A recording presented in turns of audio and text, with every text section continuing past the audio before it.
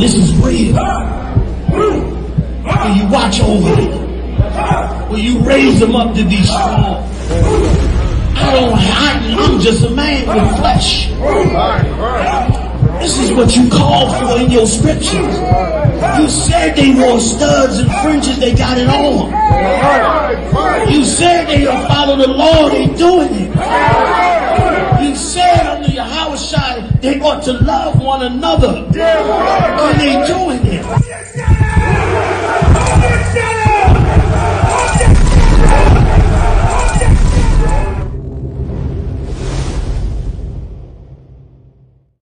We're in front of the Israeli School, Universal Practical Knowledge, the Philadelphia Division, here at 3226 Cheltenham Avenue in Philadelphia. We're standing in front of the school right now, getting a description of the 12 tribe sign that's been painted by one of the brothers that was in the school: Judah, Benjamin, Levi, Simeon, Zebulun, Ephraim, Manasseh, Gad, Reuben, Naphtali, Asher, and Issachar. Those are the 12 tribes of Israel.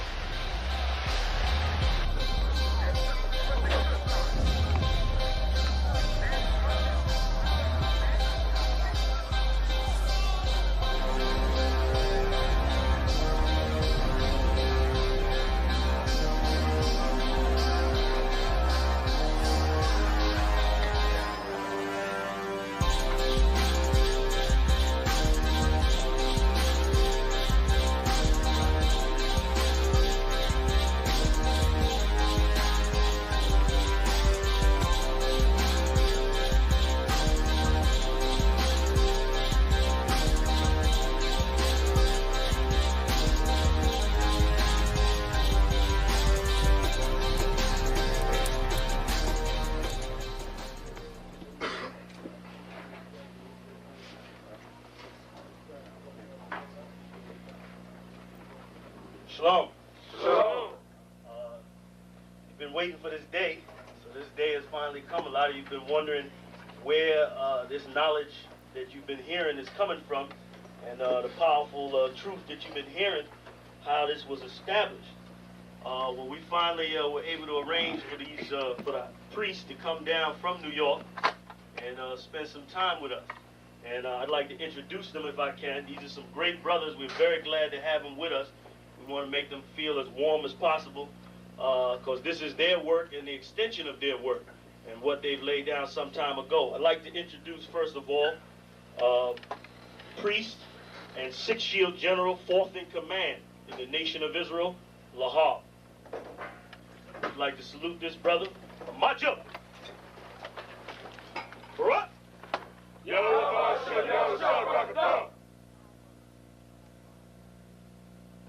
Yeshabim, which means sit. And I'm going to turn it over now to Priest General Lahab. Water, brother.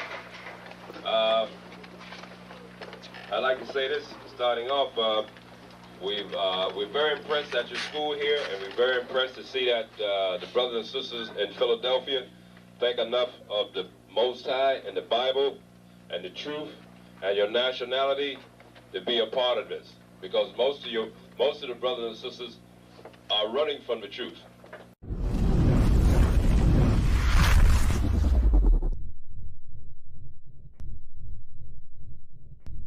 Welcome to ISUPK Detroit. Check us out on all social media platforms. Classes are Monday through Saturday. Monday is the history class from 7 to 9 p.m. Tuesday is scripture breakdown. Wednesday is biblical law class. Friday, Lashawan Kodash, Hebrew language. Saturday, the Sabbath service. Check out our community service program. We have food and clothing drives, helping the people in need. And we also have felony expungement services available. Join us and get involved.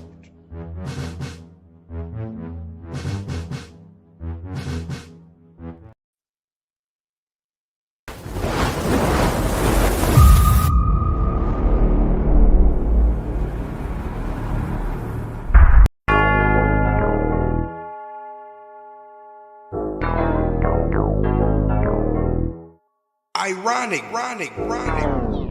You know the truth is the truth, that's all I know.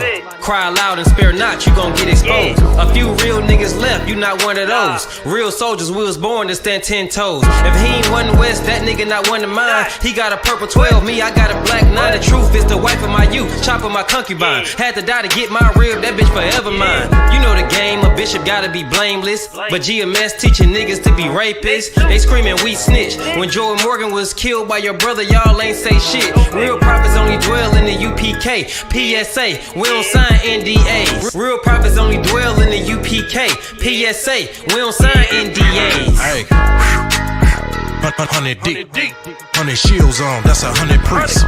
100 boots, that's 200 feet. Tongue like a sword when I fucking speak. Teach you how to fish instead of fucking leech. Stop selling drugs instead of trying to fuck with me. Knowledgeable but I'm rude in my fucking speech. Life is about warfare, not no fucking peace. Hey bitch, I cry loud when I fucking speak. Make them wait a year before they fuck with me. Turn a street nigga to a fucking priest. Cross a priest and I promise you forever sleep.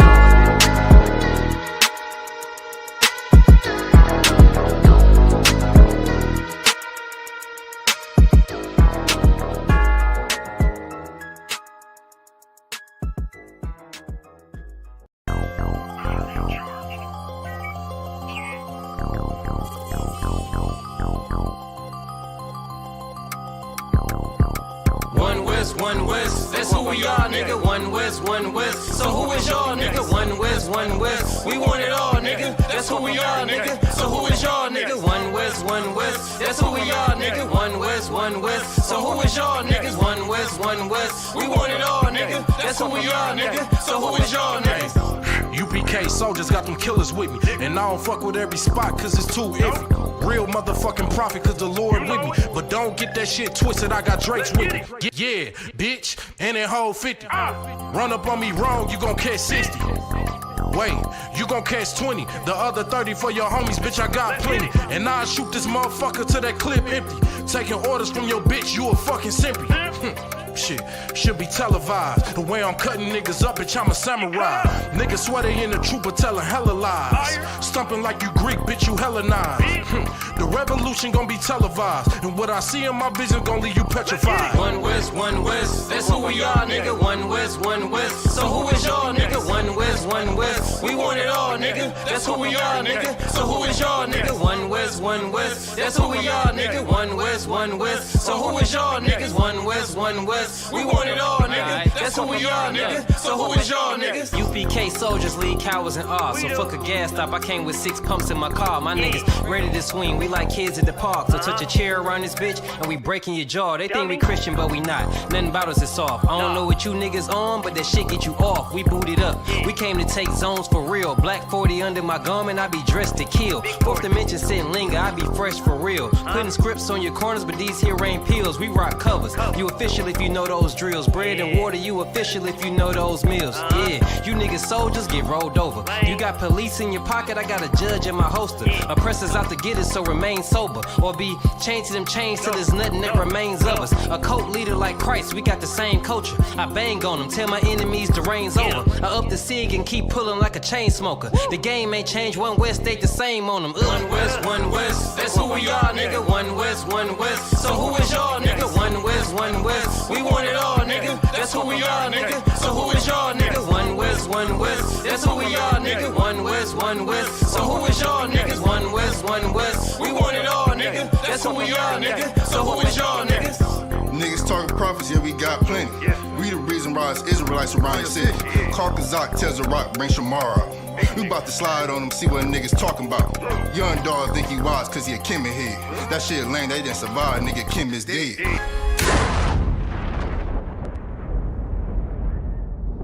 Where I'm from, little nigga, is a dirty game. I pledge allegiance to Yahweh, bitch, I'm UPK. Nigga, let's talk bodies. Set up on your corner, wake up everybody. Big priest, until I'm dead deceased. The mission is complete until you're off the street. So y'all on the internet, stumping down the street. But take the poor and the weak. Touch your sister or brother, you gonna be sleep. But take the poor and the weak. One West, that's who we are, nigga. One West. So who is y'all, nigga? One West. We want it all, nigga. That's who we are, nigga. So who is y'all, nigga? One West. That's who we are, nigga. One West.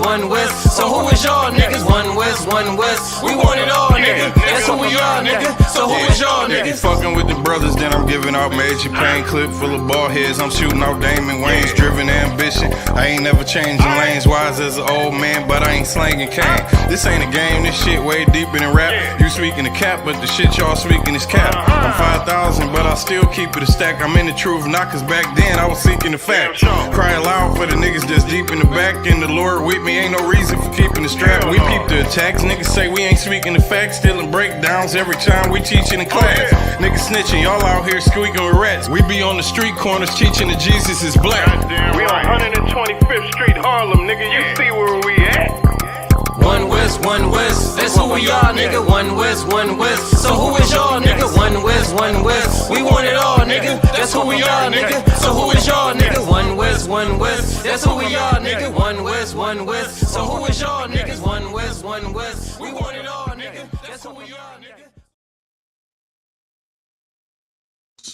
Test. There we go. If I know if I can hear me, you can hear me. Israel. Here we go again. Another Monday night in the world of ISUPK. Let's get it started off right. We are the ISUPK, Israelite School and Universal Practical Knowledge. Started in 1969 at 125th Street, New York, Harlem, New York, 1 West, under Commanding General Yohana. And what we do is we teach our people, and when I say our people, I only mean Blacks, Native Americans, and Hispanics, who they are according to this Bible, according to the true word of the Most High God. If you're not in the ISUPK, you're not in the truth. So if you're in one of those fake Israelite groups that's doing some of the fake Israelite stuff, you're not in the truth. Understand this. There's only one truth, right? There's only one truth. And if you were to go out and tell a story, and when you tell this story, you say, okay, cool, it was a blue car at a red house, right? And if that's the truth, it was a blue car at a red house and it was 2 children standing outside. If somebody else come around and say, well, the car was, green and the house was pink and it was 2 kids and a dog outside. Them 2 stories don't add up. Them 2 stories don't line up. Some of the details match up, right? Some of the details match up. With some of the details matching up, that doesn't make that true. What it make is how can I say this? Well, it is an expansion, right? You're either adding to or taking away from the truth. And we all know that the Bible says if you add to or take away from this scripture, these words of the prophets, this prophecy, matter of fact, we'll get it in Revelations, right? Because we're gonna understand the truth, right? You got a bunch of fake Israelite camps. You got a bunch of folk that follow Christianity, right? You got a bunch of folk that do a bunch of different things and they want to say they in the truth. And the Bible tells you what the truth is, right? If we do it here in the ISUPK, you should do it. If we do it here in the ISUPK, you should do it. That's all I can tell you. You see the generals doing it, do it. Right? You see these captains and these captains and 13,000 and the captains of 10,000. You see them doing something, then you should do it, because then you know that they in this ISUPK, they are in the truth, right? Let's see.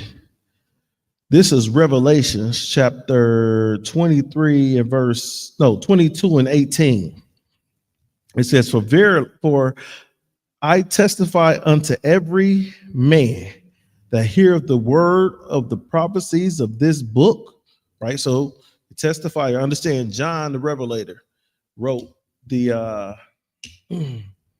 Revelations. This was his vision, the vision that he had when he was in the Isle of Patmos, right? This is the vision he had when he was locked up, right? When he was incarcerated, right? So when him being locked up, incarcerated, understand you got brothers that was locked up, incarcerated. You know, even Jesus had a warrant out for his arrest, right? You got to notice that we are following the truth. And right here it says, for I testify unto every man that heareth the words of the prophecy of this book. If any man shall add unto these things, God shall add unto him the plagues that are written in this book. Look how heavy that is. He said, if any man shall add unto these, the things that are, hold on, I'm gonna get it correctly for you. If any man shall add unto these things, God shall add, the Most High God shall add unto him the plagues that are written in this book. Think about the plagues that are written in this book. You black man, Native American man, Hispanic man. Think about the plagues that's going on in your neighborhoods, plagues that's going on in your household, your communities.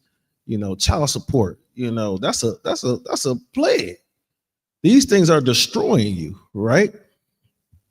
Look what's going on. Is that you know, you can't go into your own city without the police beating you across your head, knocking you to the ground, right? And if they don't unalive you, they beat the hell out of you and then figure out you're an innocent man. That's a plague, right? That plague was in Leviticus, was it chapter 4 and 17, verse through 19, saying you can't go to and fro in your own streets. I'm paraphrasing, right? So you can't go in your own streets because what? The police is going to beat your head in, right? So look at this. It says that's what happened if you add to. Look what the other plagues that happened to you, right? You don't have your own land, right?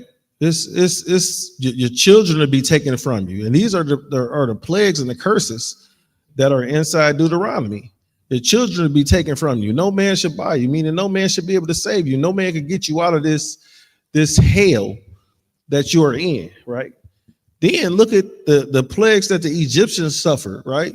Think about the plagues. The water was turned to blood, right? These are the plagues that are in this book that could go upon you if you choose to add to the words of this book. And if you add to the words that are in this book of the prophecies, then these plagues will be added unto you. Verse 19 says, and if any man shall take away from the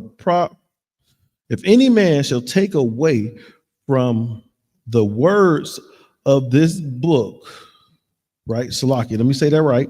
If any man shall take away from the words of the book of this prophecy, God shall take away his part out of the book of life and out of the holy city and from the things which are written in this book. So understand is that your pastors out here teaching prosperity, right? They teaching prosperity up to this day. Even though we see World War III coming, we know that the Bible prophesies that Yahweh Shah Mashiach, or Jesus Christ, which is known to the Americans, shall return during World War III. And what Christ, when Yahweh shall return and during World War III, guess what happens? That means that all these nations are going to be fighting against each other. That's what World War III. You remember World War I, all the nations were fighting against each other. You remember World War II, all the nations were fighting against each other. Understand that during World War III, all the nations will be fighting against each other. Christ is going to return. Christ will return. And the reason why I say Christ will return is because this book says it, right? This book says it. over 2,500 prophecies that are written in this book, right? In this book of the prophecies. And according to modern day man, over 2,000 of the prophecies that are written in this book have been fulfilled, right? And with over 2,000 of these prophecies being fulfilled, and this over 2,500, I don't know the exact number. I'm just throwing the numbers out there. But with these prophecies being fulfilled, this is the only book that is accurate with the prophecies. This is the most accurate book with the prophecies ever. How can you not believe it? How can you not understand what's going on with it? I'm gonna tell you why you don't believe it. I'm gonna tell you exactly why you don't believe it. You don't believe this book. And before I get into, when I get into you not believing this book, I'm gonna go back into that last scripture. I'm reading 2 scriptures over. Shariwan, how you doing, sir? Yeah, what's going on? Yabashima Shabrakta. Yabashima Shabrakta, right? Before we continue, Israel, I almost forget. Let me salute my brothers and sisters. To my brothers, Yahweh Shem Yashabrakata. To my sisters, Yahweh Shemar Latah Bahashim Yahweh Shai. Good morning, Israel. Right? Understand, it's a new day for us. It's time for us to come into the truth. It's time to wake up. It's time, look, understand. I know you've been asleep. It's time to stretch up. Shake it off. Is that what the song say? Let's say shake it off. Right. It's time to shake it off. Look, we gotta wake up. We gotta wake up. Like I said, if you ain't in UPK, you ain't in the truth, right? And I'm gonna spit something, sir. I was talking about Revelations 18 and 19, no, 22, chapter 22, verses 18 and 19, right? 22. Because what I'm gonna do is, what I did was I showed, and 18 says what happens if you take away from the prophecies in this book, right? Okay. You take away from this book. And then 19, which I'm going to read now, speaks about if you add to this book, right? And the reason why I'm bringing that up, because I'm going to go to certain people. The name of this class is You Were Sold Unto Your Enemies. Mm-hmm. Your enemies are taken away and adding unto this book, right? They're taking away certain parts of the book and adding unto the book. I can prove it. Why we have to read the 1611 Bible, right? Why we got to read the 1611 King James Version? Why does, if you go get a King James version of the Bible, why does it only have 66 chapters in it? Right? Why is the Apocrypha not in there? So somebody has taken away from this book. God, right? That's heavy. The Bible says in verse 18, "For I testify unto every man that heareth the words of the prophecy of this book. If any man shall add unto these things, God shall add unto him the plagues that are written in this book." That's 18. Verse 19, "And if any man shall take away from the words of the book of this prophecy, God shall take away his part out of the book of life and out of the holy city and from the things which are written in this book." Right? So your enemy has taken away things in this book. Your enemy Israel. I'm only talking to us. So anybody else that want to chime in, I'm only talking to blacks, Native Americans, and Hispanics. You can listen in if you want to, but you're gonna get your damn feelings hurt, and we don't care. I don't care about your little feelings. Go in the corner, cry, pout, not, pee in your pants. I don't care. Do something like that, right? I don't care. If you are not black, Native American, or Hispanics, the best way that you can help us is reach deeply. Reach deep. I'm gonna tell you how you can help. the ISUPK, the Israelite School of Universal Practical Knowledge. I'm going to tell you how you can help Commanding General Yohana get this word out to his people. I'm going to tell you how you can help, right? Because I know you want to help. Because if you wouldn't be a good-hearted Christian if you didn't want to help. Am I right, sir? You couldn't be a good-hearted Christian if you didn't want to help. So if you're not Black, Native American, Hispanic, I'm going to tell you how to help, right? This is what you're going to do.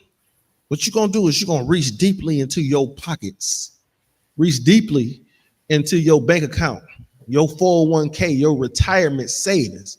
Take all that out of there and give it to Commander General Yohana so he can help Blacks, Native Americans, and Hispanics. So he can help these people because he knows exactly what to do.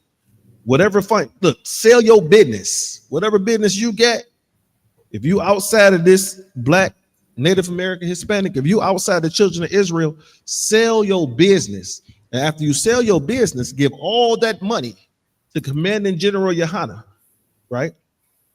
Go to him with the millions that you get, with the billions that you get, with the trillions that you get, and give it to him. And watch how helpful you become to the true nation of Israel. Watch how helpful you become. You're going to help Commander General Yohana do so much in this with his people. You're going to see our people. You'll see our people. You'll see our people turn around overnight because y'all gave y'all money. I promise you. Because you gave your money, right? Because you reached deep, right? Because you gave that money to Commander General Yohana. Guess what happens? You're going to start to see the hood come up, right? You're going to start to see the schools come up. You're going to start to see us eating better foods. You're going to see us get better medicine, better treatment. We're going to live longer, right? Our people are going to be healthier. And it's going to be because you reached into your pocketbook and gave to Commander General Yohana. If you're not a part of this nation, we got food drives. We're doing food drives ourselves. We just did a food drive last week. Guess what? How much more of a food drive we could have done if you'd have gave your 401k to Commanding General Yohana. Right? So if you're not a part of this nation and you want to help and you truly desire in your heart to help. Now, if you truly in your heart desire to help Commander General Yohana with this nation, give that money. If not, you're just a hypocrite. You're just saying you want to help and you don't.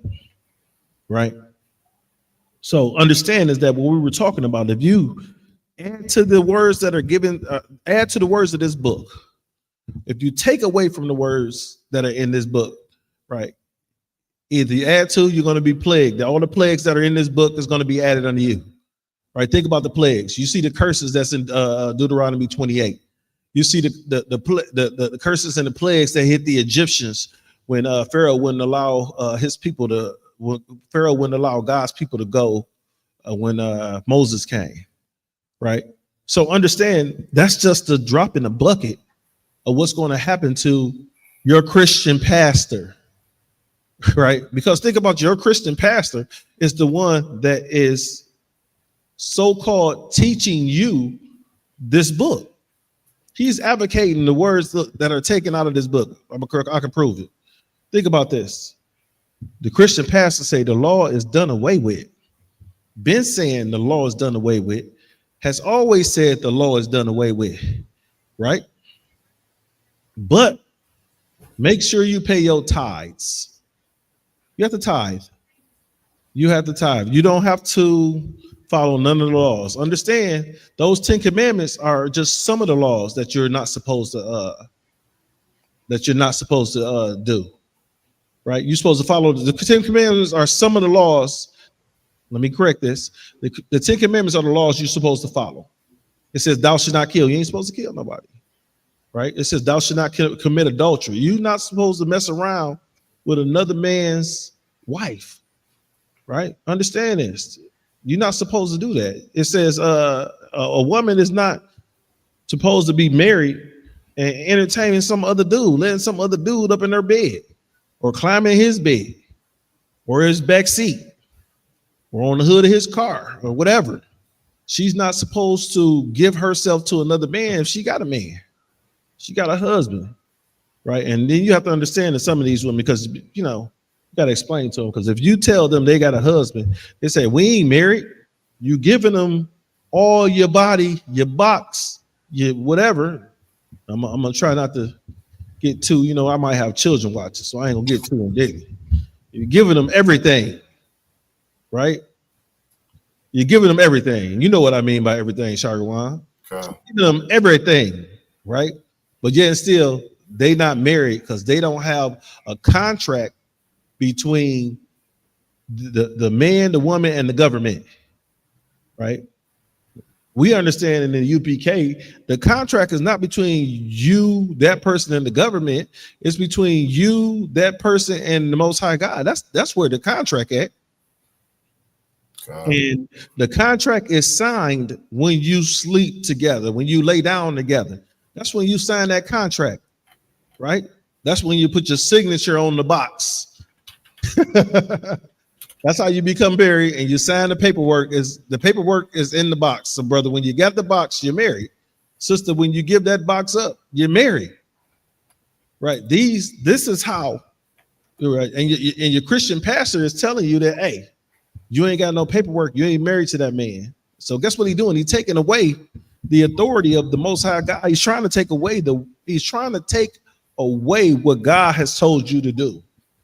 So with him taking away from that, guess what? According to this scripture right here, it says, if you take away, guess what's going to happen? You're going to be taken out of the book of life.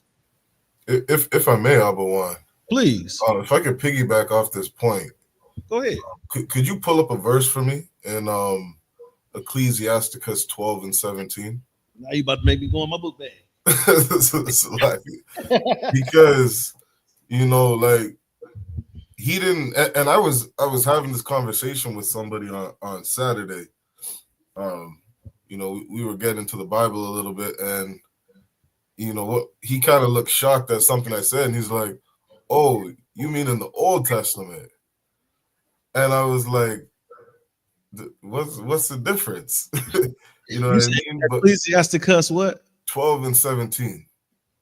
12 and 17. Because this devil, this oppressor that's over us, he didn't just remove the Apocrypha. He gave us things like the slave Bible. He wanted to remove the entire book and give us like 5 or 6 verses. And if real quick, not only did he give you the slave Bible, so he took away, but he gave you the book of Thomas, the book of Mary.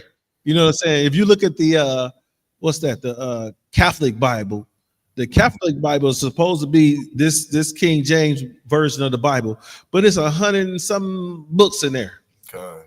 So they add 2. The Catholic Church added 2. Mm-hmm. Right? So I got that scripture. You ready? Yep, go ahead. You said chapter 11 or chapter 12? Chapter 12, verse 17. So Ecclesiasticus chapter 12 and verse 17.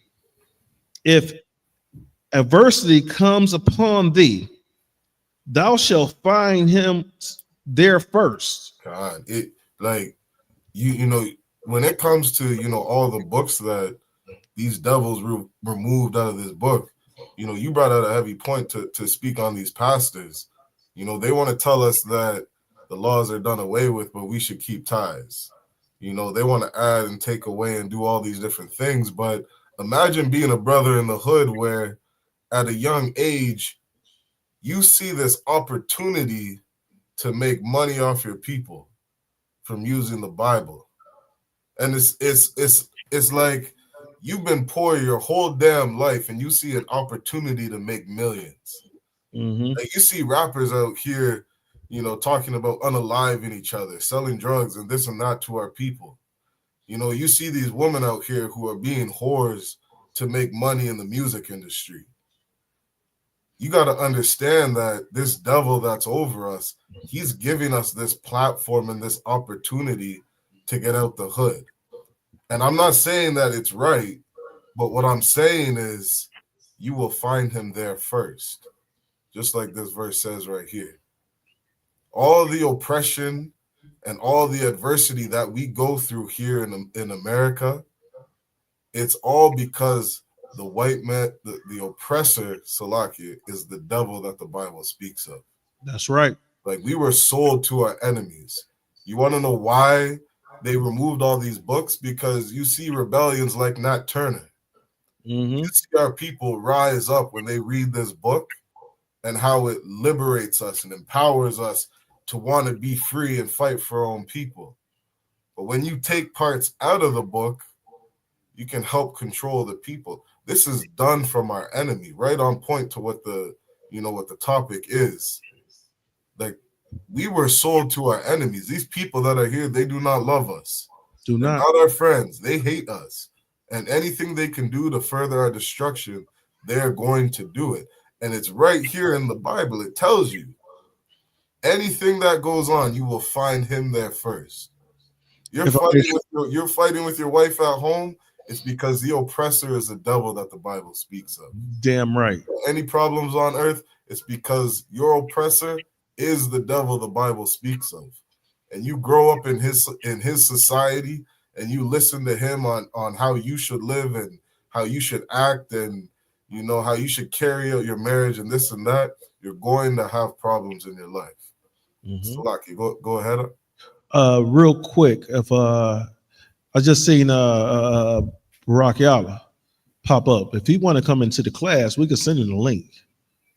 I know he got something to say. Oh, Barack, man, let me see what Barack says. Go ahead, you got it. Yeah, let me finish that scripture. No, that's it. That's all I needed on that. Okay, cool. So, like I was saying, is that and to piggyback off of what you were saying, right? We were sold unto our enemies. Our enemies are the ones, right? And we have our people that are working alongside of our enemies. Like in the movie Django, you see Steven played by Samuel L. Jackson. Samuel L. Jackson he wasn't trying to escape slavery. He wasn't trying to escape slavery. Now, Django and all the other slaves, even remember did you see the movie Django? I know you said you was gonna watch it. I got about halfway through. Man, I can't.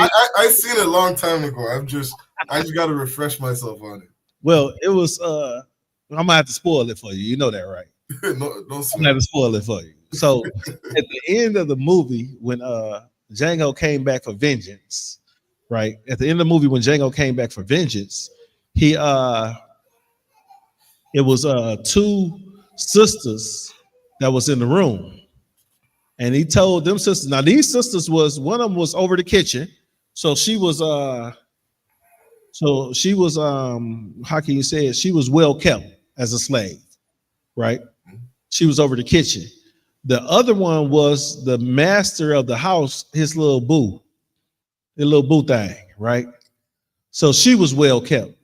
But look, at the end of the movie, even they escaped.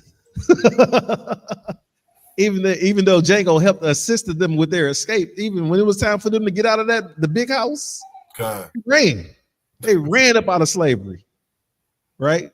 And these were well kept. These were the favorites, right? These were two of the favorites of the slaves. Samuel Jackson, he didn't want to escape. He wanted to be. He thought he was just as big as master. And those are the type of individuals that we have today, Israel, that are working alongside of our enemies. We have some, what's his name in there? What was his name in the movie? What was Samuel Jackson's name in the movie? Stephen. We got some Stevens. We got some Stevens in the land of Israel. And these Stevens, right? These Stevens are funded by your oppressor, right? And these Stevens are funded by your oppressor. With these Stevens being funded by your oppressor, who is funded by the ISUPK is not funded by your oppressor, right? The ISUPK is not funded by your oppressor. Now, you have some of these Christian churches out here that get big money from your oppressor. Get big money from your oppressor. We're in the city of Detroit. With being in the city of Detroit, you have individuals that have run for presidency of the United States, and they have walked into churches that are right in the city of Detroit, right in the hood, right where Ray Ray was unalived at 3-4 weeks ago. right? And you think that your oppressor is afraid of you. He's not. He's only afraid of you when it benefits him. Your enemy is only afraid of you when it benefits them. Let me prove it to you. When they can look what happened to let's see. You get Tamir Rice, right? The enemy was only afraid of Tamir Rice when it benefited that, okay, I'm afraid of this guy. I have to unalive him because he could unalive me. When Tamir Rice was being a 12-year-old kid playing in the park, and one of these oppressors rolled up on him in a police car, right? In a police car. In this police car, his job, this police officer's job was to serve and protect Tamir Rice. You remember the story of Tamir Rice, sir, out of Chicago? Was that the brother who was wearing the hood while he was taking a walk or taking a run or something? No, that was the little 12, 13-year-old boy playing in the park. And the police rolled up on him and unalived him within under 2 seconds of pulling up, right? So what it was is he had like a toy gun, right? So he in the park. There's no one around him. He in the park playing, cops and robbers by himself, I guess, right? There's no one around him. The police pull up onto the grass. The oppressor hops out of the police car and fires and unalives this little 12, 13-year-old boy playing in the park. That's playing while black. Right. You know why? Because you were sold unto your enemies. If you were not sold unto your enemies, your enemy couldn't do that to you. He couldn't roll up on you and unalive you. Let me show you how I can prove it. What was the it was a young lady in Dearborn, and this young lady in Dearborn, she was Ishmaelite, right? What happened was somebody had unalived her and went into her house and stole some goods out of her house, right? They had a young Judite locked up in a matter of days, right? For this crime. They had him locked up in a matter of days. He was locked up for a long time. Come to find out that, yes, the young lady was unalive, but the young Judite, being, unlearned, he see the situation where the house open. So, he doing a B&E. He walked into the house taking things, and he got caught with those things that was removed from that house. And they try to charge him with the murder of the young lady, the young Ishmaelite lady. God. They tried to charge him with the murder. And it's like, I wish I could find a story. I'll pull it up for you. But Israel, so that we don't get off our topics, right? The topic is you were sold unto your enemy. And with being sold to your enemy, certain things happen to you, right? Certain things will happen to you. Certain things are going to happen to you. Hey, go ahead. Hold on, sir. I got somebody at the door. Go ahead. Yep, no sweat. I'm gonna while Abawan gets that, I'm gonna play the video real quick of Tamir Rice.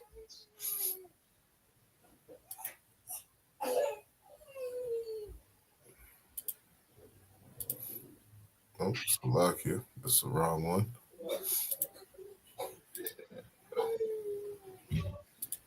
So this is the video of what happened to that young brother Tamir Rice.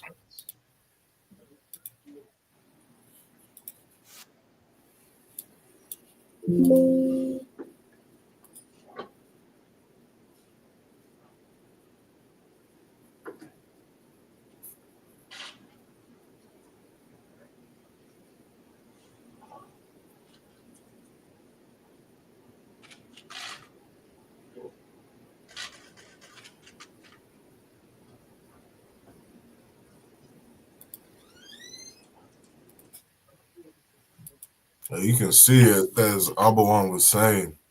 Those cops pulled up to that park, and it was shoot first, ask questions later. Like Abawan said, that's just being in the park while black. And that, you know, there are so many videos that are like this. You understand? Every single video I've seen like this is it's so heartbreaking.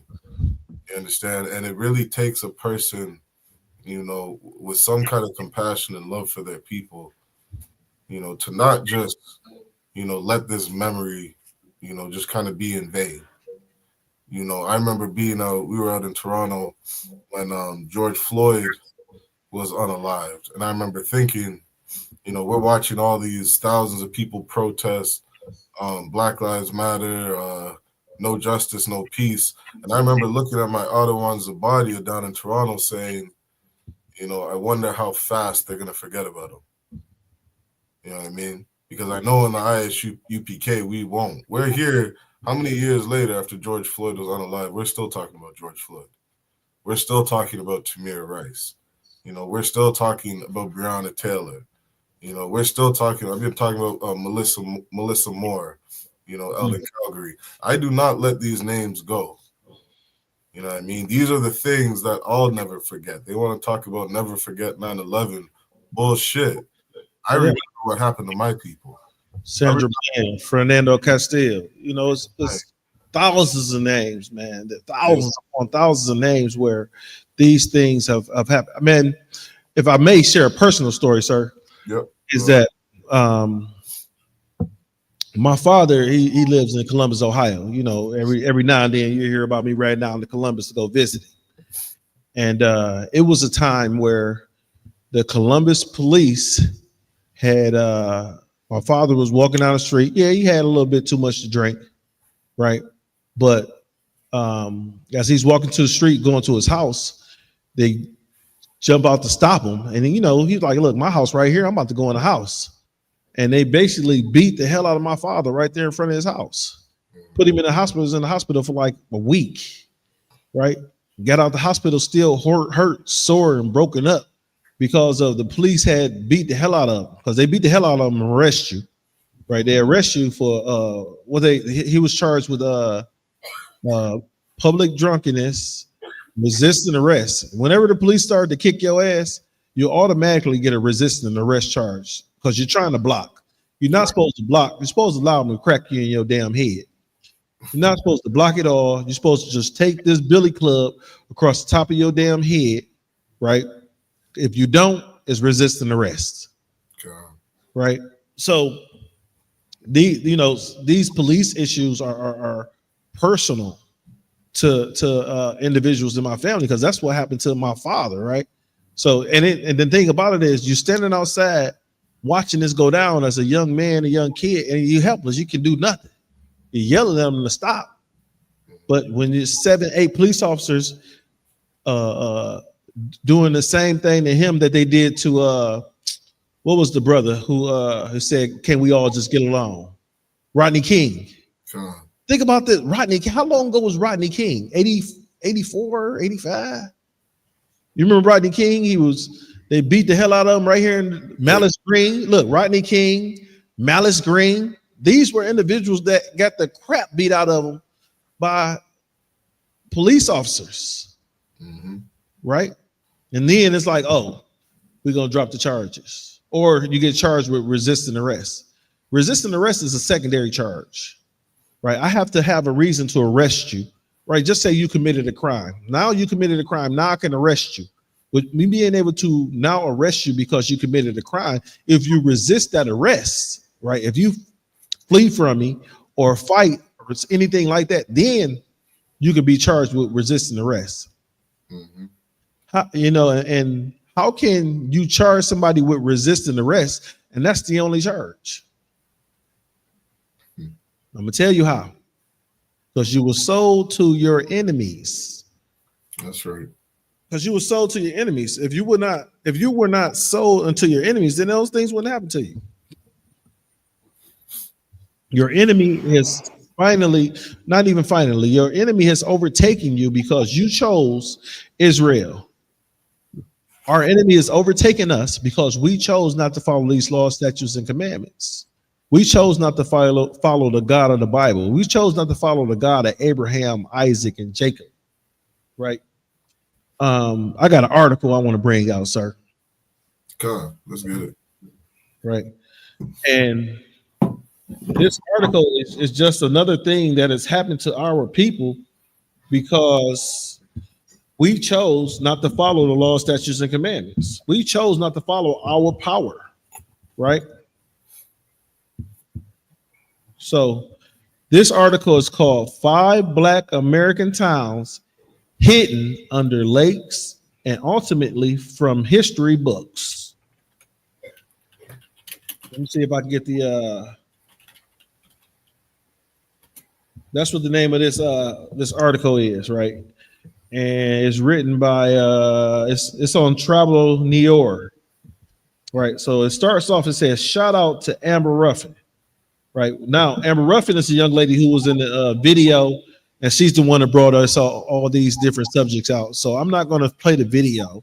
What I'm just going to do is just read what was going on and what it was changed to, you know. So number 1 on the list, it says, here are 5 you should know about. Here are 5 cities that you should know about. Here are 5 cities, you know, and my folk out there in the comment land that's out here watching, if you heard of any one of these cities, right? Because I'm gonna bring out what it was called. Oh, you don't pull it up already, right? I'm gonna bring out what it was called and what it changed to. You know, Oscarville, Georgia is number 1 on the list, right? Oscarville, Georgia, now known as Lake Lanier, is a popular weekend destination known for fishing, boating, and so much more, including an eerie reputation that has deemed it as haunted in Georgia, right? But one lesser known fact is that the lake on top of the black town Oscarville, understand it's your people, your oppressor put a lake on top of your people, right? And the reason why we bring this out, because we've heard of our people being, what was that, Hurricane Katrina? Hurricane Katrina hit, right? And it was like, if you talk to the people after the hurricane hit, everybody was good. Then 2 days later, the city flooded because the dams broke, right? And put them up underwater. So our oppressor has the technology, right?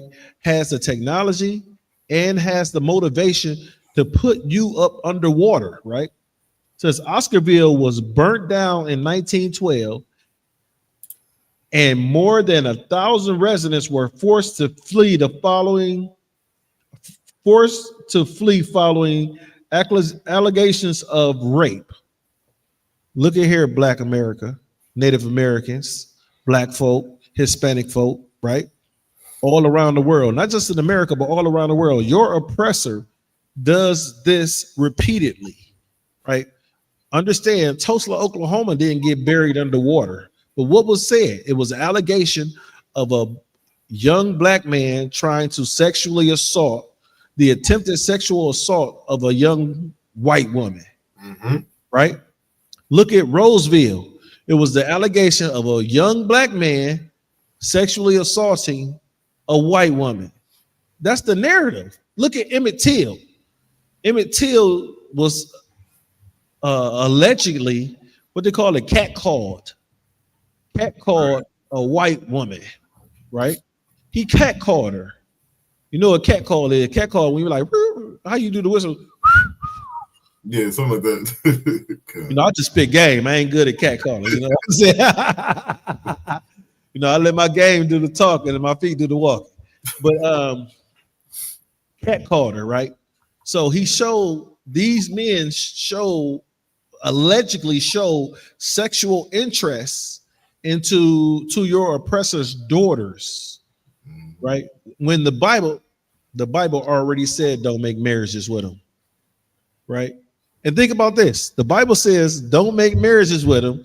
You made marriages with them, and what did the Lord do? Flood the earth. He flooded the earth. Now, because look what your oppressor, your oppressor already wants to be God. That's why he tried to put his nest up above God, right?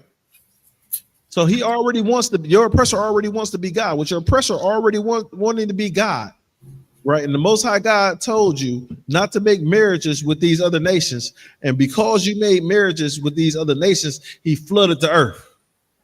And your oppressor, to prove that your oppressor want to be God, it says Oscarville was burnt down in 1912, and more than 1,000 residents were forced to flee following a accusation of rape.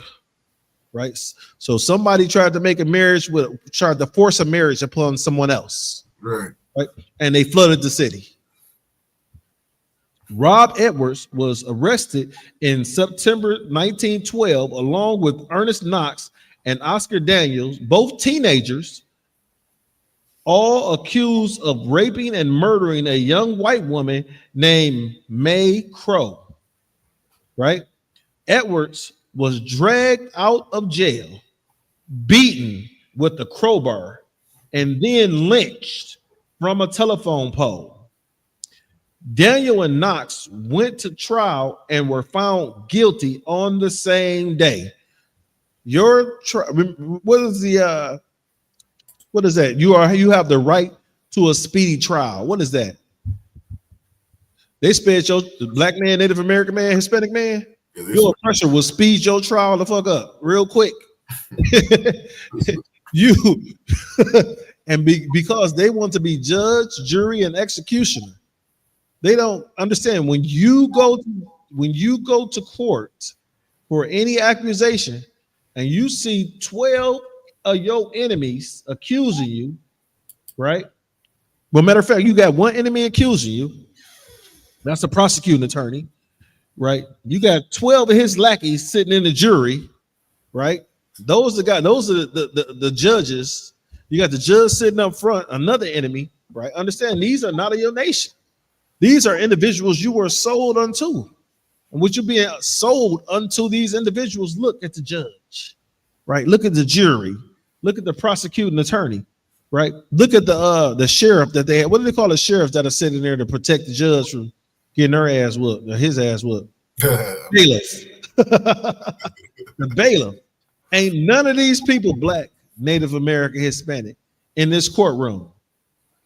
You are going to be judged by this jury and executed, because they're going to give you one of the swiftest trials you've ever had. Right? It says, after the trial and executions, white men known as night riders forced black families out of their homes by bringing their land, churches, and schools. It means burning. Oh, no, I messed that up. That must have been burning. Yeah, they had a typo. That's a typo. That has to be burning, because I'm like, by bringing it. No, they can't bring it to them.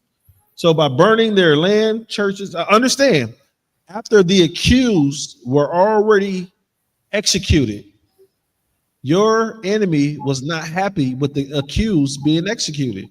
Your enemy was not happy with the accused going to jail. And I can prove this. It's been many a times where young men, young black men, young Native American men, young Hispanic men were accused of a crime, right? And against one of your enemies. Right, they were accused of a crime against one of your enemies, and your enemy did not care what happened to him. They just wanted him to have the death penalty, right? And guess what? If after they executed this brother, because black, Native American, Hispanic, y'all my brothers. After they executed one of our brothers, guess what they did? And found out that he was innocent. They execute one of these brothers and find out he was innocent. They don't care. Right? They're not even looking for the criminal that did the crime.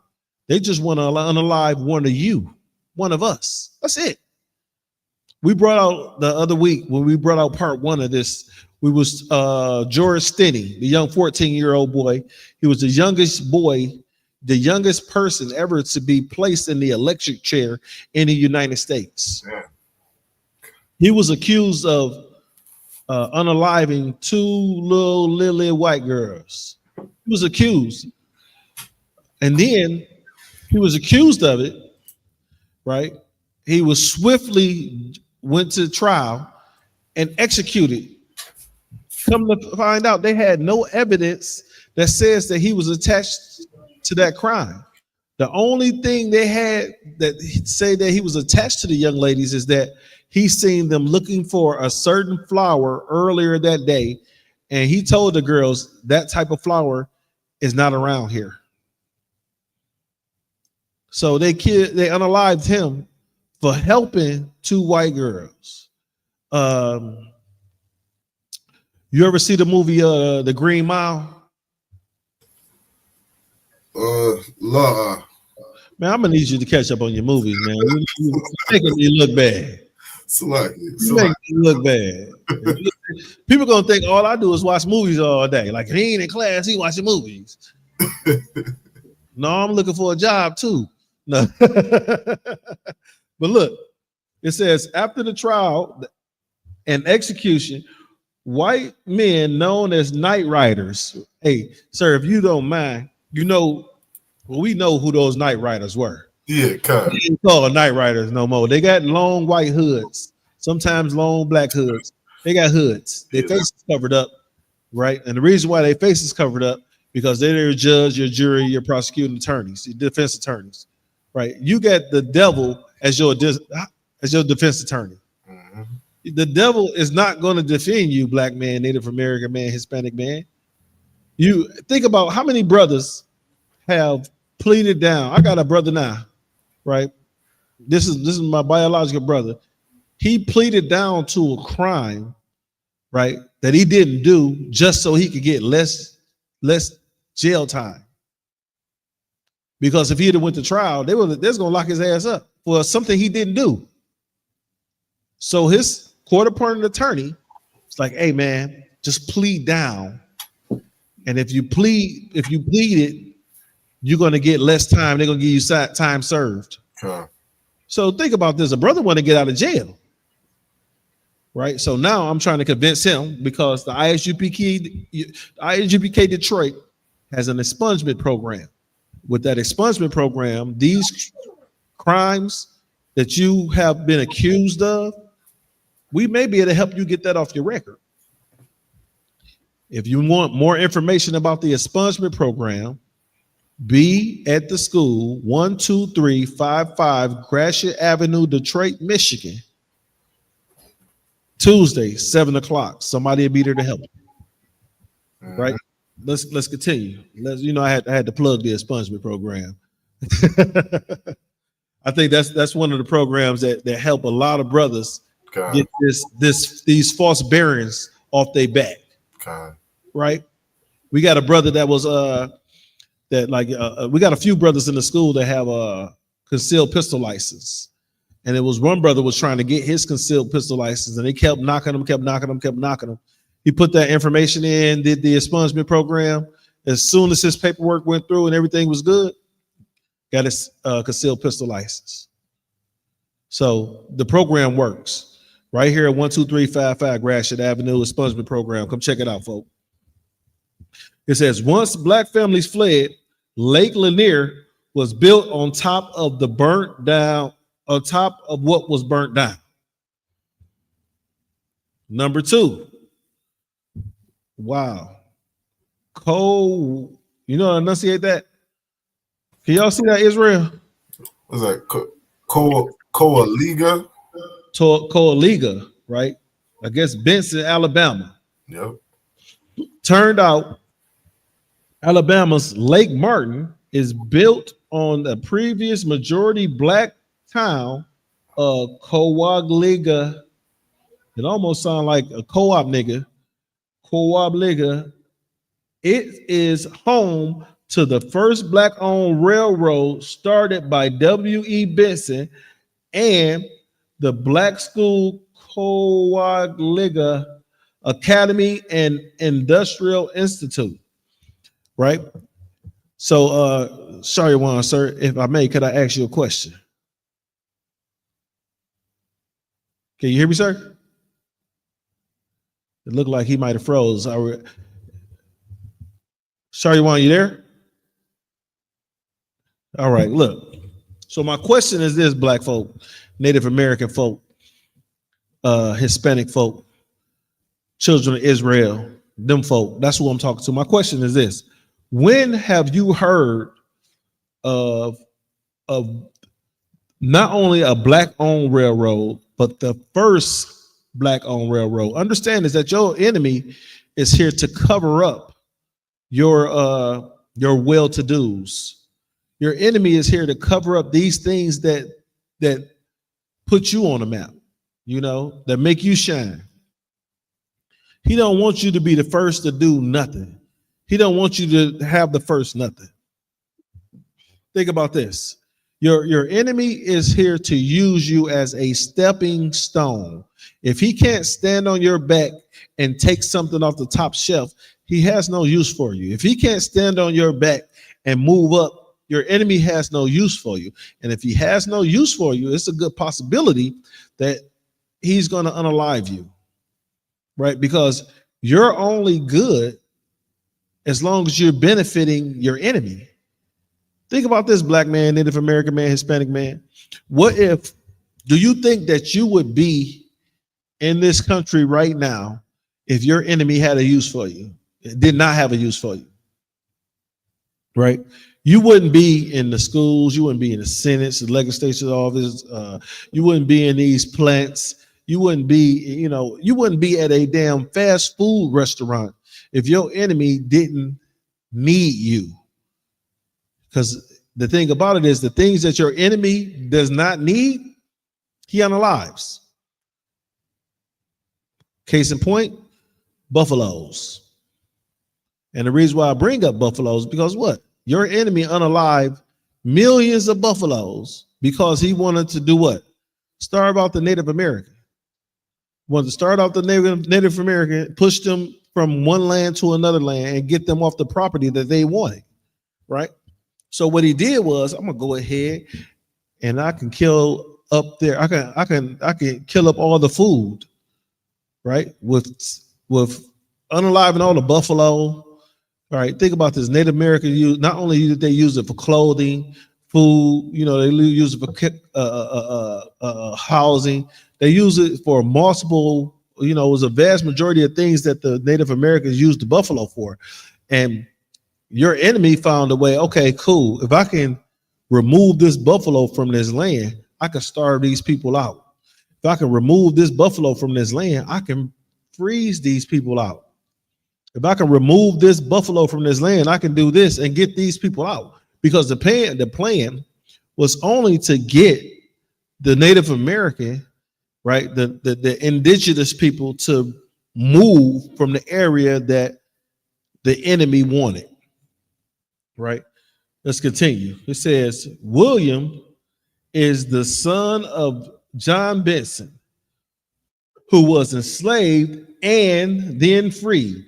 He went on a journey to rescue his sister in Florida and was separated during slavery. And they made their way back to Alabama. John purchased thousands of acres of land sold to black families, where he formed a community. William helped his dad expand the family business. After William's death and the closing of the school, Kawaliga was destroyed to make room for Lake Martin, right? Lake Martin. Number 3 is one that we brought up before. And with bringing it up before, we're going to, just touch on it one more time, because you have to understand is that, like we were saying, you being sold into your enemy Israel, right? These are the things that they did. They destroy your communities and do what? Make a lake. They destroyed your community, make a freeway. They destroyed your community, right?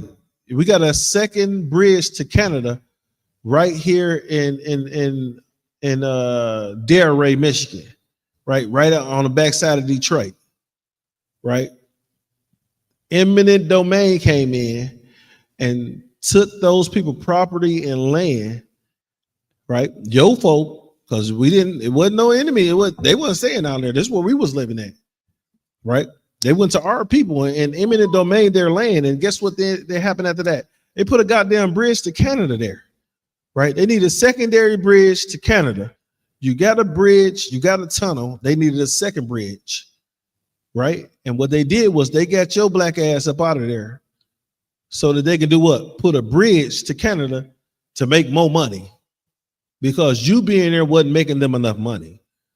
Number 3, Seneca Village in New York City. Sherry, want you back? Yep, I'm here. All right, sir. If you want to step in, go ahead and jump in, please. Seneca Village began in 1825, and it peaked, spanned from 82nd Street to 89th Street along what is now the western edge of Central Park in New York City. Right. So understand that they kicked Black, Native American, Hispanic.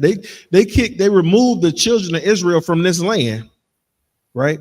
They removed the children of Israel from this land to make the western edge of a damn park. Right.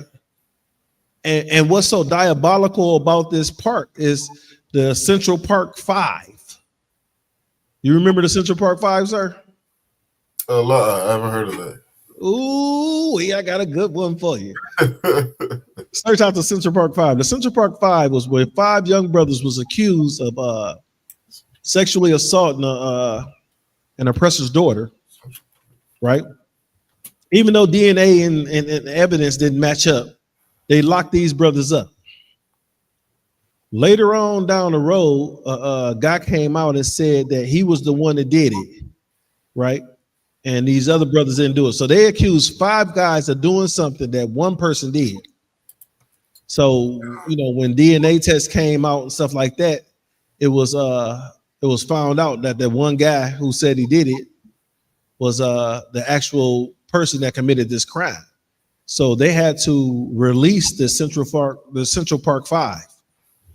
The heavy thing about the most important thing about the Central Park 5 is you're president of the United States. Well, you know, you live in Windsor right now, so you know you don't have a president of the United States. But when you come to visit, the president of the United States, Donald Trump, put on a full page article of why these brothers should be locked up forever.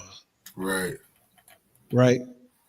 And so these brothers now have a lawsuit against Donald Trump. But American government law won't allow you to sue a acting president. You can't sue the president. God. So, you know, right now, their court case is just in being held up. God. So I heard this. I didn't know it was titled the Central Park 5. Yep, it's called the Central Park 5. Right. And so let's continue with the article.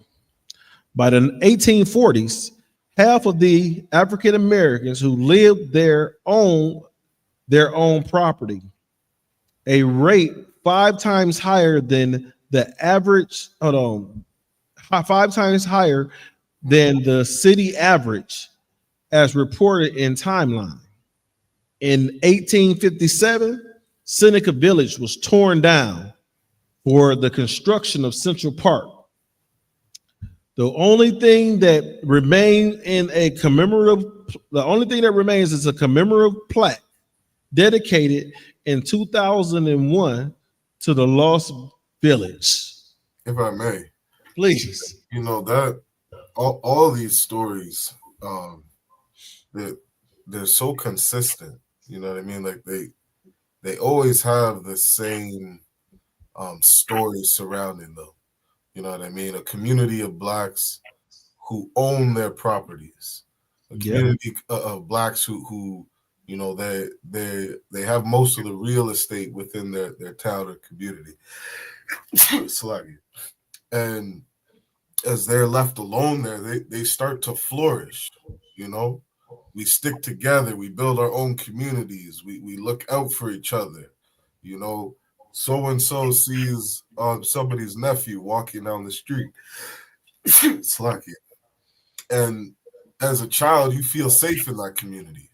You know what I mean? You're walking home from school, you get to your little town, and the whole neighborhood knows you because this is so and so from down the street. Mm-hmm. It's a safe place for our people. And as we start to establish ourselves and, just be left alone a little bit, we start to get our own little piece of heaven. You know what I mean? There was a brother in a place called Africville in Canada. He called Africville a little slice of heaven. And what did these oppressors do? They come in and destroy it. And it's the same story. What do you think's in Africville right now? A damn park and a railroad station running through it. Mm-hmm. That's what they do. Seneca Village, you know what I mean? All these different towns you're going through right now. It's such a consistent thing. And it's such a, what's the word? Like they throw it in your face, damn near, how much they don't give a damn about us. You know what I mean? Not only do they throw it in our face, but they have such a pride to themselves of, what are you going to do about it? It's more of, look what we did to you. God. The oppressor is not just a sore loser. He's a sore winner. Right? If you look at the Confederacy, you got these cats still carrying around this Confederate flag. Y'all lost. Take your loss. Yeah. You know what I'm saying? Take your loss. Right. Right? But at the same time, is not only are black people being put under subjection of these individuals that carry this Confederate flag, which is the South that lost. They being put under subjection of the people that carry the American flag, which is the North, that won. Right? And you got to understand is that where that stems from is that Abraham said he didn't give a damn about freeing the slaves. He said all he wanted to do was unite the North and the South. That's it. He said if he could unite the North and the South without freeing the slaves, you'll be still getting your back beat here in America, because America wasn't freeing those slaves. If you look, America was one of the last countries to free slaves across the world. Right, one of the last ones. And if it wasn't for the things that happened during the Civil War, who's to say that you would not still be in that type of slavery? Not saying that slavery has been removed from America. All they did was change the narrative. Right. They really didn't change the narrative. They changed how it looked. They put a mask on slavery. Right? They put a mask on it, right? You're the same person. Think about this. When you go to a masquerade ball, right? You still priest and prophet Sharywan, right? You still that person. You just got the mask on, and you're not being able. No one can recognize who you are. Well, the people that are close to you can recognize, but majority of individuals that don't know you too well can't recognize you, and the reason why they can't recognize you is because you got the mask on. God. And that's what's going on with our people now, is that since we are unfamiliar with the tactics of our oppressor, when they put this mask on, right, we don't know who it is. Mm-hmm. Oh, who is that? Or what is he doing? Oh, the nigga doing the same shit. He just got on the mask. God. He doing the same thing. He just got on the mask, right? Think of what's the things they call them now? The shiesty masks. The young kids is wearing the YNs. That's what Kazak call them, the YNs.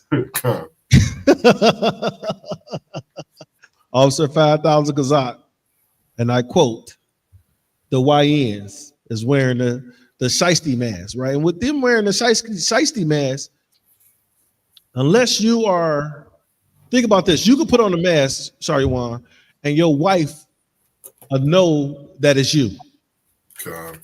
Right, your brothers is around you. Know that it's you. Oh, that's Officer Sharywan, 500 out of Windsor, out of Detroit. They know it's you. But a brother out of the Cali camp or the Chicago camp might not know that it's you. right? It won't really recognize that is you because you got on the mask, right? So imagine somebody in the world, some random guy in Oklahoma, in Texas, some random person in Florida. They won't know it's you at all. And that's the same way that our people have to understand, is that we don't know the tactics of our enemies. So when they put mask over them, when they put the mask on, we up there like, oh, okay, it's not harmful. They put a mask on. Oh, nah, yeah, you know why? Because we had a masquerade ball. You in slavery, they just put a mask on it. When we had one mask called Jim Crow. We got another mask called redlining. You know what I'm saying? You got another mask called stop and frisk. Right? These are the same masks. These are the same things that's going on. It's just under a different mask. And you don't recognize it because you at the masquerade ball enjoying your damn self. If I may, Art. Please. Really quick. This is Deuteronomy chapter 32, verse 7. And it says, remember the days of old. Yep. Consider the years of many generations. Ask thy father, and he will show thee. Like what you bringing out so heavy, because, you know, our ancestors, you know, going back a couple hundred years ago, we didn't have to tell them who their enemy was. You know what I mean? Like the mask was off. You know what I mean? Our oppressors out there, you know, you can see our people in the cotton field. You know what I mean? You can see the oppressor buck breaking a man in front of 200 people. You know this is the devil. Damn right. And if we would listen to the wisdom of the Bible, you know, like the Most High says, the wisdom of this world is foolishness to God. If we would listen to what the Bible says, pick it up and read it and actually, you know, listen to it, you know, listen to the priests and prophets in the ISUPK, you know, you might want to have a conversation with your grandparents. You know, ask them what they remember growing up. You know what I mean? My grandfather, he was locked away because, you know, I think he kissed and hugged kissed his cousin on the cheek. He was what? Say that again. He kissed his cousin on the cheek. But the sister was what do they say, fair skin. You know, and so at this time, black man's not allowed to kiss a white woman, and they locked him up. My grandfather growing up, he couldn't stand white people. It's lucky. You know what I mean? And, you know, you ask him some of the stories that he had growing up, he'll tell you why. You know what I mean? And so, you know, there's a time where they had the mask off. You know what I mean? Now they try to, you know, sugarcoat everything. They try to beat your back with a smile on their face. You know what I mean? But Salaki, that was it. And you know, it's heavy what you're saying, because before I got into this truth fully, right? You know, if you know my story, I was one of them guys that was teeter-tottering, double dutching, and say I'll be here a couple weeks, then I'm gone a couple weeks. After I got into the truth fully, right, and finally made my finally said to myself, I'm not leaving. Right, my grandmothers and grandfathers had already passed away, so I couldn't go to them and ask them about some of the things that I was learning here in this truth. Right, I couldn't ask them about some of the history of Detroit. Right, my mother and my uncles and my aunts have told me a little bit, but you know, they can't go back into some of the things that happened in the 20s and 30s like my grandparents could have. Right, you know, that my uncles and my mother, they only can go back to the, you know, at the earliest, maybe the 60s and the 70s. You understand? Or maybe the 60s and the 70s at the earliest.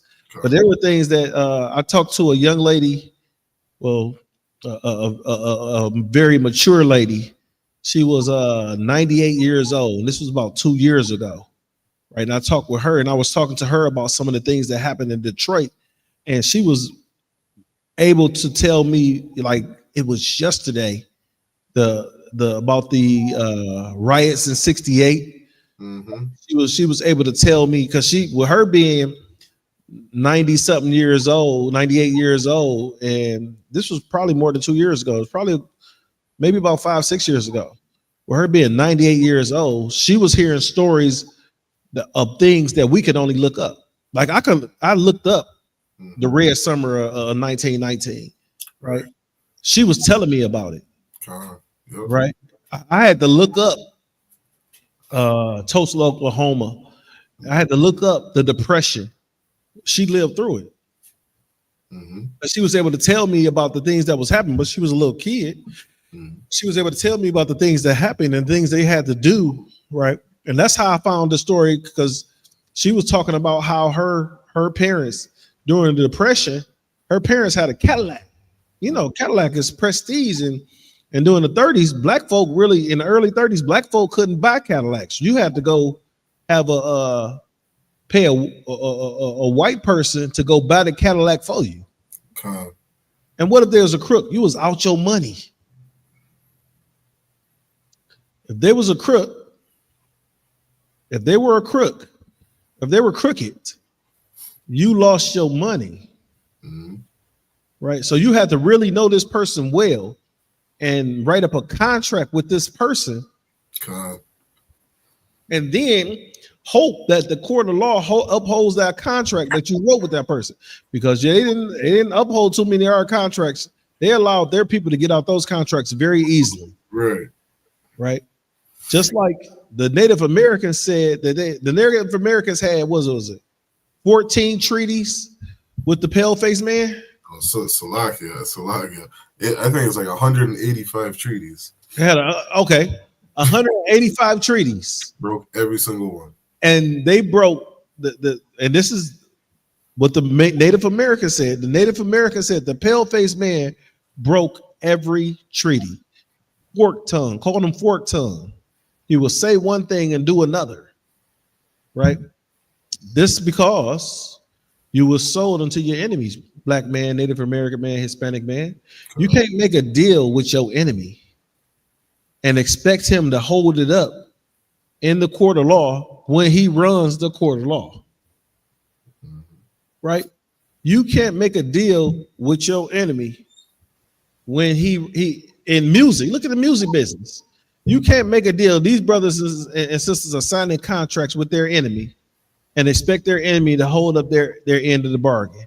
And then when they go to sue, when they go to do this, when they go to do that, you know, it's rumored that something bad happened to the brother or sister, right?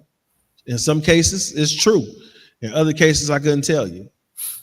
I just know that in some cases, it's true. Some cases, I can't tell you what happened. It's rumored. There's no fact behind it.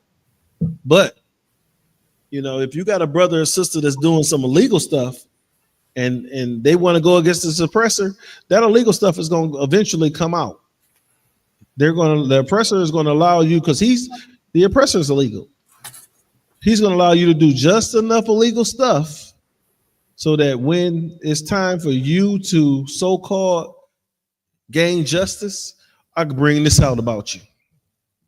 But let's jump to number 4, ladies and gentlemen. Susanna, Alabama. Susanna, Alabama, or Susana, was also flooded by Lake Martin. According to Alabama Living, more than 900 bodies were moved from cemeteries before the land was submerged. The town once included a gold mine, a school, 2 mercantile. I gotta look that up. I don't know what that is. A grist mill, a flour mill, a sawmill, a blacksmith shop, and a church. So you gotta understand this town was making money in that time, right? It has 3 different mills and a blacksmith shop and the church. So the town was making money. So it wasn't flooded. It wasn't destroyed because it was poor. It was only taken over because your people own property in that area. Black, Native Americans, and Hispanics own property in that area. And since they own property in that area, this land was, hey, look, we might as well go get this land. Right? You don't see these things happen in neighborhoods filled with oppressors. Right? You don't see eminent domain happen in those. You know why you don't see eminent domain, or you don't see these what you call it, a lake pop up in their neighborhood.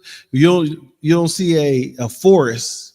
That's what I call Central Park a forest pop up in their neighborhoods, because they're not going to do that to their people. They're not going to do that to themselves. They're going to do it to you, black man, Native American man, Hispanic man, because you were sold to them.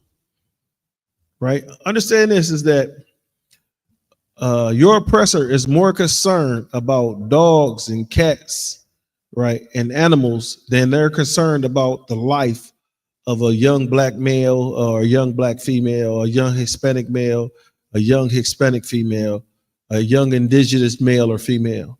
They're more concerned about the life of a damn dog, right? To prove it, would you like for me to prove it? If I may. You want me to prove it?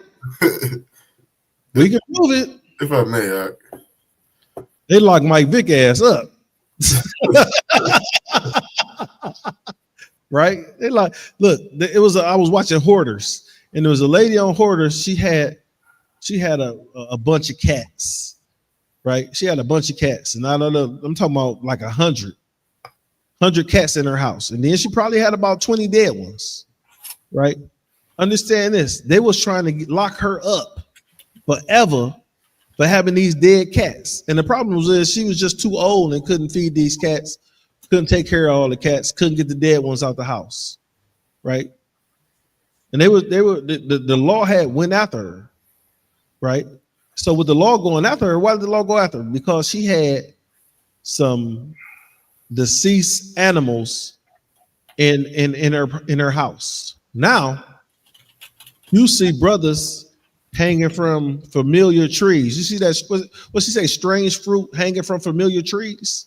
You see these brothers and sisters hanging from trees, and the thing about it is, the first thing that the law enforcement would say to you, without even investigating, oh, it was suicide, right? If you who was that? Malcolm X. If you remember the story of Malcolm X's father, Malcolm X's father was said that he committed suicide, and how he committed suicide is he tied himself tightly to the railroad tracks. Shariwan, could I ask you a question, sir? Sure. How can you tie yourself tightly to some railroad tracks? That's wild. That's wild. Yeah. Well, they said this, he committed suicide as he tied himself to the railroad tracks. Yeah, I'd like to see a video of that. You look it up. Look it up. Good night. You know what? I have to check my facts before I bring these things out, right? You know why? Because one is that I can't embarrass a school. I can't embarrass a school, right? You know, can't embarrass a school. Two, you know, and secondarily, I don't want to be looked at as an idiot. Because when you don't fact check and somebody is able to, you know, I learned this from Officer Laban and Captain Harariala and Captain Tazariak, is that when you deal with these other nations, make sure the information that you're going to bring out is 100% factual. If it's 99% factual, don't bring it out. Because if you bring it out and it's that 1% that they can get in and say, all right, this may not be true, they're going to stand on that point, and it's a possibility that it could explode in your face. It could explode in your face. So, you know, when I look up these things, you know, I read the book about the biography about Malcolm X, And understand that this is why Malcolm X was put into a foster home, because when his father died, his mother couldn't take care of him. So they put her, they basically put his mother in an insane asylum and put the children in foster care. Yeah, so I had to understand why did they put the, children in foster care, because I knew about the mother and I was like, where was the daddy at? So when I looked it up, when I started to research it, found out that the father had tied himself to some railroad tracks and committed suicide. But understand this, he had beef with what? Them 3 Ks. Right? Them 3 Ks, it was rumored that he had fired on them 3 Ks when they came to his house. But we got a 5th one, sir. You want to go over it? Come, let's get it. All right. The 5th one, Vanport, Oregon. Now, me, when I read this, I really didn't. I was like, damn, we got black people in Oregon. Like, and then I understood, yeah. Portland, Oregon. You got the what's the name of the basketball team in Portland? Trailblazers. Trailblazers. Like, we got a couple of black people in Oregon. So in 1940, Vanport was the center of a booming shipyard industry because of World War II, and quickly became the 2nd largest city in the state. Right? Understand, it became the 2nd largest city in the state. Right? What's what is the largest city, in the province that you at? Is it Windsor? No, Toronto. Toronto. Probably. Okay, so Toronto, right? Oh crap. They're trying to kick me off my site. I can read it for you. I got it up here. I'm sorry. It's okay. I reloaded. I just had to reload it. So it says in 1940, Vanport was the center of a booming shipyard industry because of World War II, and quickly became the 2nd largest city in the state. But as World War II saw white males drafted to serve overseas, a labor shortage pulled in a great migration of blacks from the South, right? So it put in a great migration of blacks from the South. With soldiers being drafted overseas to fight in the war, Oregon saw a labor shortage. This resulted in a great migration of black Americans from the South. These new workers needed places to live, as the Albina neighborhood was the only place where black people could live legally. You understand that? Mm-hmm. So the only place in Oregon was Albina, right? The Albina neighborhood where black people could live legally. So it's against the law, black man, Native American man, Hispanic man, for you to live in certain parts of America. Think about this, for you to live. Is that a death sentence? If it's against the law for you to live, is that a death sentence? We won't allow the oppressor to answer that, will we? Say these new workers needed places to live, as the Albina neighborhood was the only place where black people could live legally. It became too small for the growing population of black Americans, and Vanport was built as a temporary housing solution. At its peak, 40,000 residents, or 40%, were African American. That means it was Negro. You can't be African and American. Real. Well, let's see. I guess no. I was gonna say if you was born in America but your father was African, that's the only way you could be African American. You got dual citizenship, right? You Negroes ain't African American. Jesse Jackson coined that term in what, the 80s?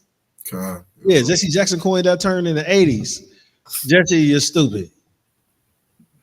Gonna say you African American.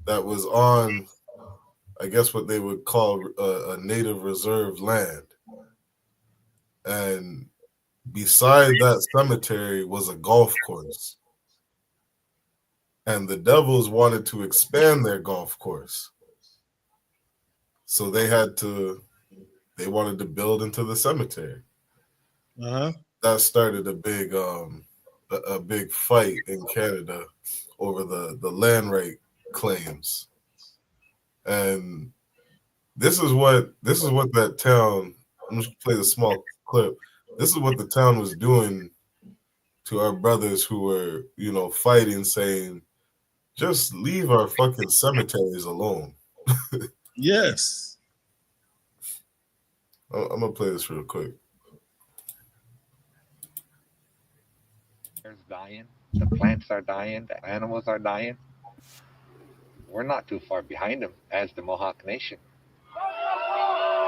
A mob attacks a convoy of 75 cars with old people, children, and women from Ganawagi as they leave the reserve fearing an army assault.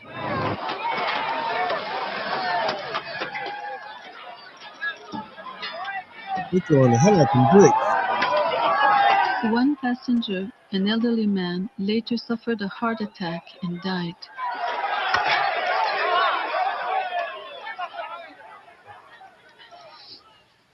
It's a big ass. This is what they threw at my father. This is what hit him in the chest. Her 77-year-old father was badly injured. These devils, were so mad at our Gadite brothers and sisters that they just wanted their cemetery to be left alone. Mm-hmm. This is 1990, and white Canadians are throwing stones through their windows, ended up killing somebody.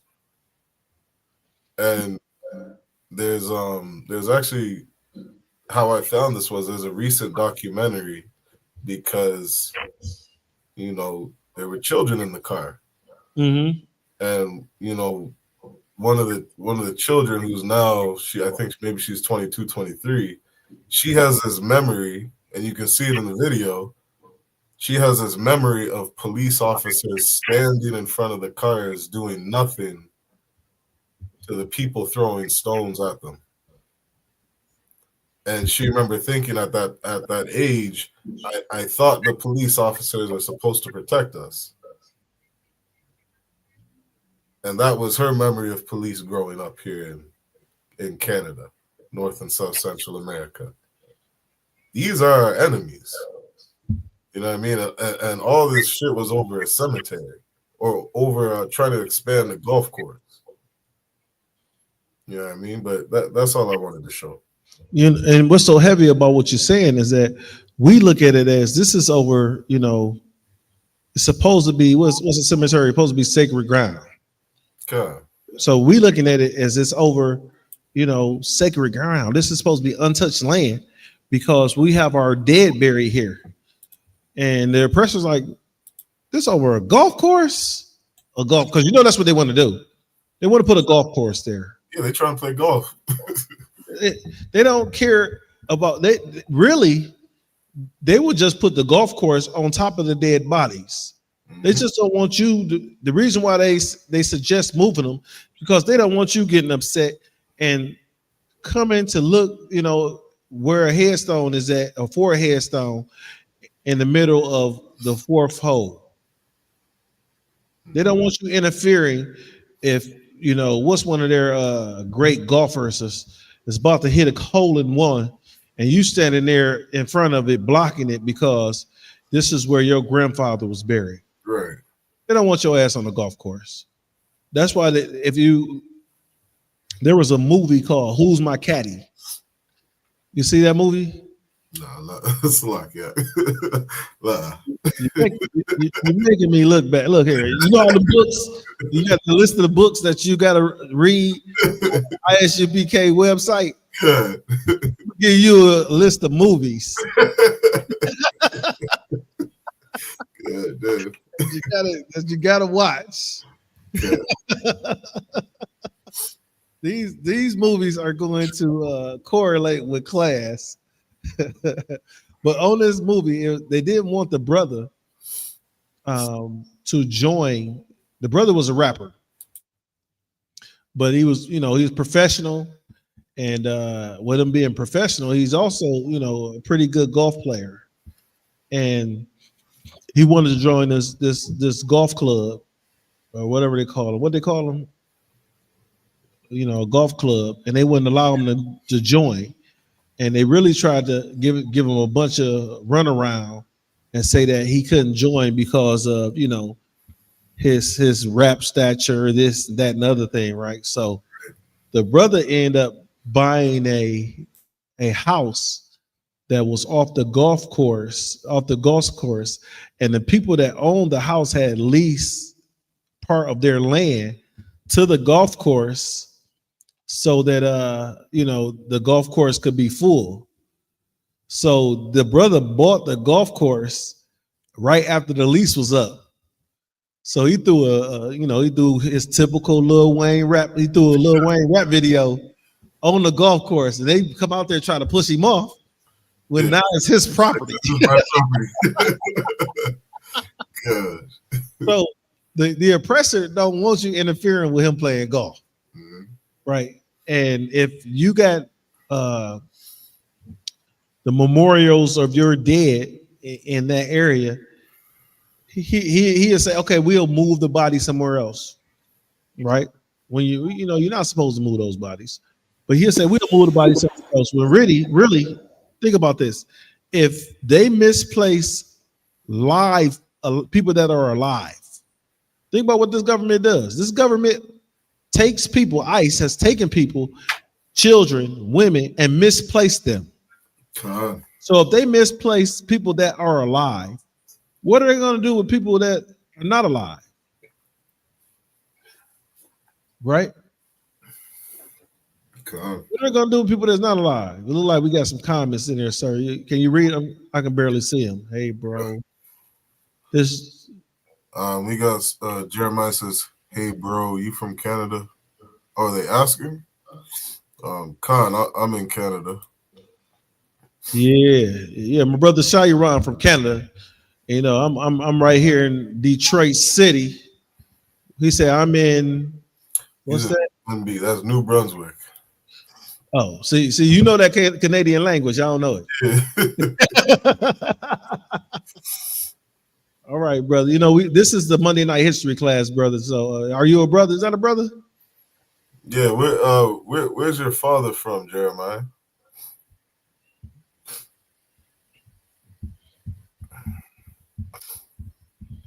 Well, is that he said, yeah.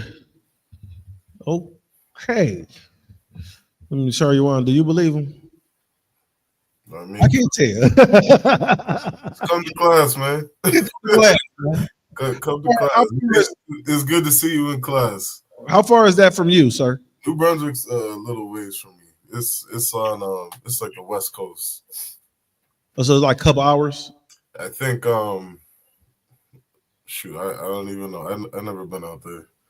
Oh, okay. All right. Well, what you got to understand, this is we teach Black, Native American, Hispanics who we are, according to this Bible. So, Mr. What's his name, Jeremiah? So we have this. This is the Monday night history class. We have this class every Monday from 7 to 9 o'clock, and you will have your co-teachers, Mahadawan, Sharyawan, and myself, Ahabawan, teaching the Monday night history class. And periodically, we'll have some special guests come in to attend and go over some things in the class. If you'd have been here last week, he said the beat what? If you'd have been here last week, we would we had Officer Laban, 5,000 Laban, and then we had Officer Masha. And it's really an honor to have those brothers in this class with us, because they could bring out things of history that you know, that they've seen and lived that, you know, I had no clue about. Right. You know, the majority of the things that I bring out in this history class, I have to study, I have to look up, you know, I have to plan for. But when you got Officer Mashak in here, Mashak has seen some of these things himself. But it says, I think it was 1770. Yeah, he said my ancestors came to North America with the Irish cavalry to Lord Moncton in Quebec. He said to beat Lord Moncton. That was in 1770. You familiar with any of that information? I am not. Oh, that's going to be something we have to look up and refer to. So yeah, we got two powerful brothers out in Montreal. He's actually closer to Quebec. Okay. Those would be some good classes to tune into. Of course, tune into our class too, Detroit, Canada, Montreal, Toronto. Definitely good classes you want to be in. But I don't know that history. I bet Brock Yalla probably has a history on point. You say Brock? That's why I was trying to get him in here. You know, I didn't know if he was teaching his class tonight. I'm trying to get him in here. You know, we're gonna have to, you know, have him in as a special guest one night. Tell him, you know, whenever you talk to him, let him know, like, hey, we would appreciate it if you was, you know, to bless us with your presence. Okay. He's at the slave right now. Oh, okay. Yeah, we try to get him in. I understand that. You know, that slave keeps a lot of our brothers from from being as attentive as they would like to be. Right. You say you know the history very well. Well, you got to get in one of these classes, bro. Get in one of these classes and sit down and chop it up. Get in here in all black. You know, once you get in here in all black, 90 days and you get your Hebrew name, and, you know, then take your officer's test sometime after that. And, you know, we'll put you right up here in front where you could teach that history. But, you know, in the ISUPK, you have to be vetted. And, you know, part of that kind of you being vetted is that you got to get in here. You got to get here in all black. You got to get your Hebrew name.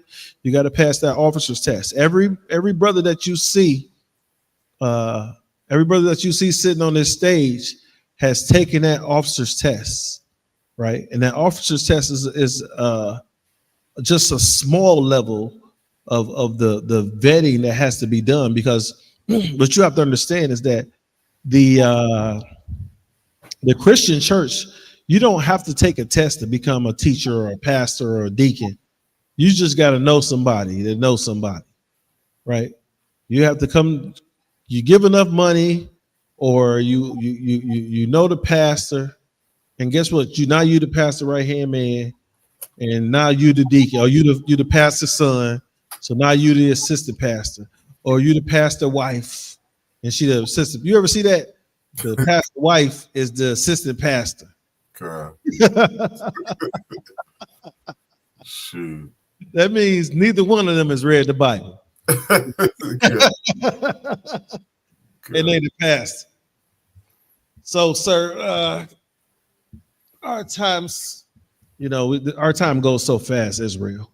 Sir, would you like to take us out? Yeah, you know, last thing to the brother, you know, he said Jeremiah is Hebrew. That means rise of Yahweh. You know, Jeremiah in Hebrew is Yeremiah, or Yeremiah. Yeremiah. And so, you know, we teach Hebrew, we teach history, we teach law, we teach brotherhood, we teach everything about the Bible. All right, so these classes you definitely want to come into. You know what I mean? Stay tuned, stay watching. Again, Thawada, again, to everybody tuned in today for another Monday Night History class. Make sure you like, share, and subscribe. Okay, so we can keep getting this information out. With that, I'm going to say shalom to the brothers, Yah Bashim Shabrak, and to the sisters, we say Yahweh Shamar, Allah Bashim Yahushai. All right. I'm Precinct Officer 500 Shari Wan. With me, the mighty priest officer Abawan. All right, Thawada again. Shalom. Shalom, Israel.